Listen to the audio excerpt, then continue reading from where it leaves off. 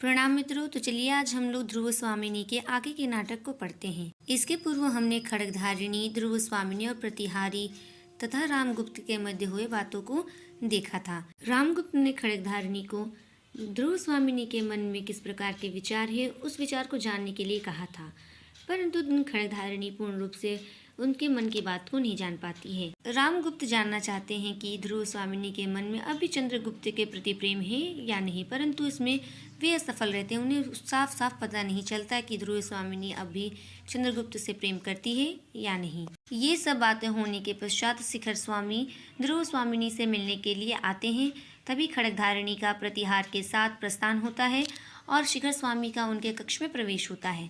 तो चलिए अब देखते हैं कि शिखर स्वामी किस प्रकार का संदेश लेकर के आए हैं। क्योंकि शकों ने शिविर को घेर लिया है और उन्होंने एक संधि पत्र भेजा है अपने दूत के साथ। तो देखते हैं कि उस संधि पत्र में क्या था और शकराज ने किस प्रकार की मांग रखी है संधि के लिए, वो भी हम लोग देखेंगे। तो चलिए आगे के नाटक को हम लोग पढ़ते हैं। अब खड्गधारिणी और प्रतिहार जा चुके हैं और उस कक्ष में शिखर स्वामी यानी कि जो अमात्य हैं उनका प्रवेश हो चुका है। शिखर स्वामी, कुछ आवश्यक बातें कहनी है देव। रामगुप्त चिंता से उंगली हिलाते हुए जैसे अपने आप बातें कर रहा हो। ध्रुव स्वामिनी को लेकर क्या साम्राज्य से भी हाथ धोना पड़ेगा? नहीं तो फिर कुछ सोचने लगता है। ठीक तो सहसा मेरे राजदंड ग्रहण कर लेने से पुरोहित, अमात्य और सेनापति लोग छिपा हुआ विद्रोह भाव रखते हैं शिखर से, है ना? केवल एक तुम ही मेरे विश्वास पात्र हो। समझा ना, यही गिरिपथ सब झगड़ों का अंतिम निर्णय करेगा। क्यों अमात्य? जिसकी भुजाओं में बल ना हो उसके मस्तिष्क में तो कुछ होना चाहिए। शिखर स्वामी एक पत्र लेकर पहले इसे पढ़ लीजिए। रामगुप्त पत्र पढ़ते पढ़ते आश्चर्य से चौंक उठता है। चौंकिए मत, यह घटना इतनी आकस्मिक है कि कुछ सोचने का अवसर नहीं मिलता। रामगुप्त ठहर कर, है तो ऐसा ही, किंतु एक बार ही मेरे प्रतिकूल भी नहीं। मुझे इसकी संभावना पहले से भी थी। शिखर स्वामी आश्चर्य से, तब तो महाराज ने अवश्य ही कुछ सोच लिया होगा। मेघ संकुल आकाश की तरह जिसका भविष्य घिरा हो उसकी बुद्धि को तो बिजली के समान चमकना ही चाहिए। रामगुप्त सशंक, कह दूं, सोचा तो है मैंने, परंतु क्या तुम उसका समर्थन करोगे? शिखर स्वामी, यदि नीति युक्त हुआ तो अवश्य समर्थन करूंगा। सबके विरुद्ध रहने पर भी स्वर्गीय आर्य समुद्रगुप्त की आज्ञा के प्रतिकूल मैंने ही आपका समर्थन किया था, नीति सिद्धांत के आधार पर ज्येष्ठ राजपुत्र को, अर्थात समुद्रगुप्त जो रामगुप्त और चंद्रगुप्त के पिता थे। वे चंद्रगुप्त को ही राजा बनाना चाहते थे, क्योंकि राजा के सभी गुण केवल चंद्रगुप्त में ही मौजूद थे और रामगुप्त राजा बनने के योग्य नहीं था। परंतु शिखर स्वामी ने रामगुप्त के राजा बनने में समर्थन किया, क्योंकि वह ज्येष्ठ पुत्र था और राजधर्म के अनुसार जो पुत्र बड़ा होता है राजगद्दी पर उसी का अधिकार होता है। इसीलिए शिखर स्वामी ने रामगुप्त का समर्थन किया था और अंततः रामगुप्त ही शासक बना था। तो चलिए अब आगे के नाटक को पढ़ते हैं। रामगुप्त, बात काटकर, वह तो मैं जानता हूँ, किंतु इस समय जो प्रश्न सामने आ गया है उस पर विचार करना चाहिए। यह तुम जानते हो कि मेरी इस विजय यात्रा का कोई गुप्त उद्देश्य है। उसकी सफलता भी सामने दिखाई पड़ रही है। हाँ, थोड़ा सा साहस चाहिए। शिखर स्वामी, वह क्या? रामगुप्त, शकदूत संधि के लिए जो प्रमाण चाहते हो उसे अस्वीकार न करना चाहिए। ऐसा करने में इस संकट के बहाने जितनी विरोधी प्रकृति है उस सबको हम लोग सहज ही हटा सकेंगे। शिखर स्वामी, भविष्य के लिए यह चाहे अच्छा हो, किंतु इस समय तो हमको बहुत से विघ्नों का सामना करना पड़ेगा। रामगुप्त हंसकर, तुम्हारी बुद्धि कब काम में आवेगी? और हाँ, चंद्रगुप्त के मनोभाव का कुछ पता लगा? शिखर स्वामी, कोई नई बात तो नहीं। रामगुप्त, मैं देखता हूँ कि मुझे पहले अपने अंतःपुर के ही विद्रोह का दमन करना होगा। निश्वास लेकर ध्रुव देवी के हृदय में चंद्रगुप्त की आकांक्षा धीरे धीरे जाग रही है। शिखर स्वामी, यह असंभव नहीं, किंतु महाराज, इस समय आपको दूत से साक्षात करके उपस्थिति राजनीति पर ध्यान देना चाहिए। एक विचित्र बात है कि प्रबल पक्ष संधि के लिए संदेश भेजे। शिखर स्वामी रामगुप्त को बताते हैं कि शकराज बहुत ही शक्तिशाली और प्रबल पक्ष है। वह संधि का संदेश भेज रहा है, इस बात में तो संदेह है, और साथ ही साथ उसकी कोई एक प्रबल इच्छा होगी, इसलिए उसने संधि संदेश को भेजा है। रामगुप्त, विचित्र हो चाहे सचित्र, अमात्य, तुम्हारी राजनीतिज्ञता इसी में है। भीतर और बाहर के सब शत्रु एक ही चाल में परास्त हो तो चलो। दोनों का प्रस्थान, मंदाकिनी का सशंक भाव से प्रवेश।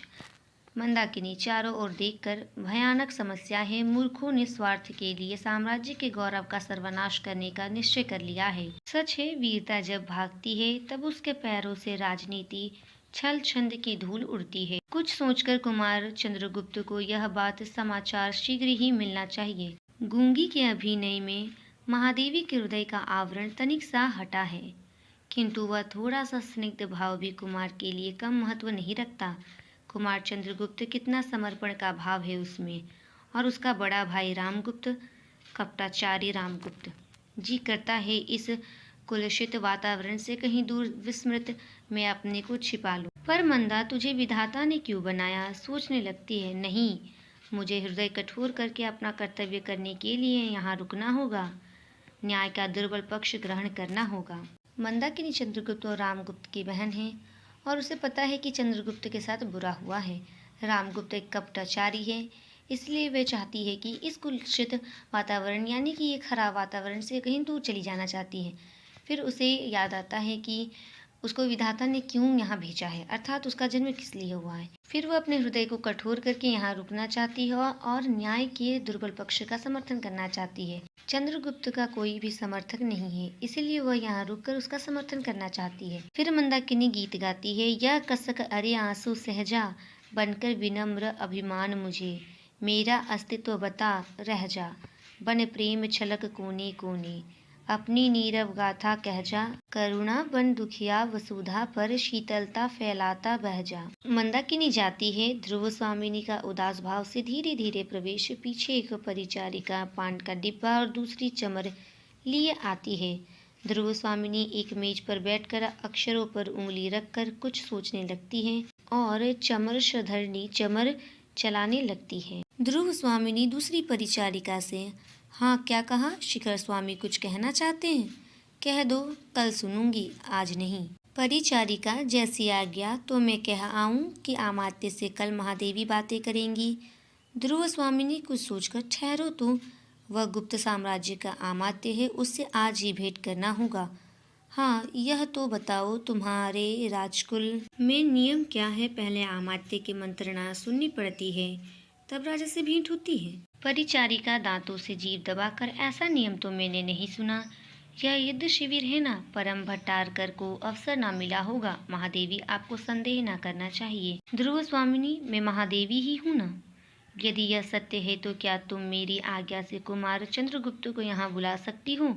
मैं चाहती हूँ कि अमात्य के साथ ही कुमार से भी कुछ बातें कर लूँ। परिचारिका, क्षमा कीजिए, इसके लिए तो पहले अमात्य से पूछना होगा। ध्रुव स्वामिनी क्रोध से उसकी ओर देखने लगती है और वह पान का डिब्बा रखकर चली जाती है। एक बोने का कुबड़े और हिजड़े के साथ प्रवेश। कुबड़ा, युद्ध, भयानक युद्ध। बोना, हो रहा है कि कहीं होगा मित्र? हिजड़ा, बहनों यही युद्ध करके दिखाओ ना, महादेवी भी देख ले। बोना कुबड़े से, सुनता है रे, तू अपना हिमाचल इधर कर दे, मैं दिग्विजय करने के लिए कुबेर पर चढ़ाई करूंगा। उसके कुबड़ को दबाता है और फिर कुबड़ा अपने घुटनों और हाथों के बल बैठ जाता है। हिजड़ा कुबेर की पीठ पर बैठता है। बोना एक मूर्छर लेकर तलवार की तरह उसे घुमाने लगता है। हिजड़ा, अरे यह तो मैं हूँ, नल कुबेर की वधू, दिग्विजय वीर, क्या तुम स्त्री से युद्ध करोगे? लौट जाओ, कल आना। मेरे ससुर और आर्यपुत्र दोनों ही उर्वशी और रंभा के अभिसार से अभी नहीं आए। कुछ आज ही तो युद्ध करने का शुभ मुहूर्त नहीं है? बोना मूर्छल से फटा घुमाता हुआ, नहीं, आज ही युद्ध होगा। तुम स्त्री नहीं हो, तुम्हारी उंगलियां तो मेरी तलवार से अधिक चल रही है। कुबड़ तुम्हारे नीचे है, तब मैं कैसे मान लूं कि तुम ना तो नलकुबड़ हो और ना कुबेर। तुम्हारे वस्त्रों से मैं धोखा न खाऊंगा। तुम पुरुष हो, युद्ध करो। हिजड़ा उसी तरह मटकते हुए, अरे मैं स्त्री हूँ बहनों, कोई मुझसे ब्याह भर ले कर सकता है, लड़ाई में क्या जानूं। इतना कुछ हो जाने के बाद दासी के साथ शिखर स्वामी का प्रवेश होता है, जो कि महादेवी से मिलने आए हुए हैं। शिखर स्वामी, महादेवी की जय हो। दूसरी ओर से युवती दासी के कंधे का सहारा लिए कुछ कुछ मदिरा के नशे में रामगुप्त का प्रवेश। मुस्कुराता हुआ बोने का खेल देखने लगता है।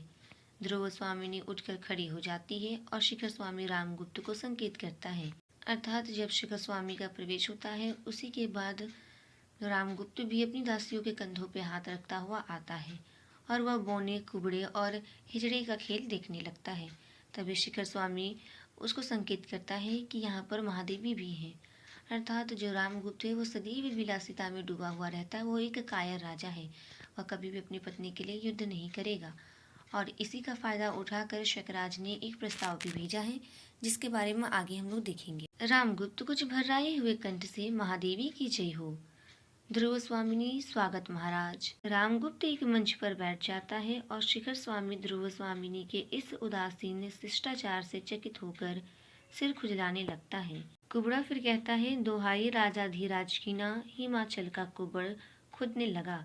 ना तो यह नल कुबड़ की बहू मेरे कुबड़ से उठती है और ना तो यह बोना मुझे विजय ही कर लेता है। रामगुप्त हंसते हुए, वाह रे वामन वीर, यहाँ दिग्विजय का नाटक खेला जा रहा था क्या? बोना अकड़कर, वामन के बलि विजय की गाथा और 3 पगों की महिमा सब लोग जानते हैं। मैं 3 लात में इसका कुबड़ सीधा कर सकता हूँ। अर्थात रामगुप्त व्यंग्य करके हंसते हैं और वो कहते हैं बोने को कि क्या यहाँ दिग्विजय का खेल चल रहा है? जिस प्रकार भगवान विष्णु जी ने वामना अवतार लिया था और 3 पग में ही पूरे सृष्टि को नाप लिया था, उसी के विषय में वो कहते हैं। फिर बोना कहता है कि जिस प्रकार भगवान विष्णु जी ने वामना अवतार लेकर 3 पगों में पूरी सृष्टि को नाप लिया था, उसी तरह मैं 3 लात से इसका कुबड़ सीधा कर सकता हूँ। कुबड़ा, लगा दे भाई बोने, फिर यह अचल हेमकूट बनना तो छूट जाए। हिजड़ा, देखो जी, मैं नलकुबड़ की वधू इस पर बैठी हूँ। बोना, झूठ, युद्ध के डर से पुरुष होकर भी यह स्त्री बन गया है। हिजड़ा, मैं तो पहले ही कह चुकी कि मैं युद्ध करना नहीं जानती। बोना, तुम नलकुबर की स्त्री हो ना, तो अपनी विजय का उपहार समझकर मैं तुम्हारा हरण कर लूंगा और लोगों की ओर देखकर उसका हाथ पकड़कर खींचता हुआ। ठीक होगा ना? कदाचित यह धर्म के विरुद्ध ना होगा। रामगुप्त ठठाकर हंसने लगता है। जिस प्रकार का खेल ये लोग दिखा रहे हैं, उसी प्रकार की स्थिति ध्रुव स्वामिनी की है, क्योंकि संधि पत्र में शकराज ने ध्रुव स्वामिनी की मांग की है और संधि के लिए ध्रुव स्वामिनी को लेकर के वह युद्ध को टाल देगा। तो चलिए आगे के नाटक को पढ़ते हैं। ध्रुव स्वामिनी क्रोध से अकड़कर, निकलो, अभी निकलो, यहाँ ऐसी निर्लजता का नाटक मैं नहीं देखना चाहती। शिखर स्वामी की ओर सक्रोध देखती है। शिखर के संकेत करने पर वे भाग जाते हैं। रामगुप्त, अरे ओ दिग्विजयी, सुन तो, उठकर ताली पीटता हुआ हंसने लगता है। ध्रुव स्वामिनी क्षोभ और घृणा से मुंह फिरा लेती है। इस प्रकार ध्रुव स्वामिनी बोना, हिजड़ा और कुबड़े के खेल से क्रोधित हो जाती है और उन्हें अपने कक्ष से बाहर निकाल देती है। इस नाटक के आगे के भाग को हम अगले वीडियो में पढ़ेंगे। तब तक के लिए धन्यवाद।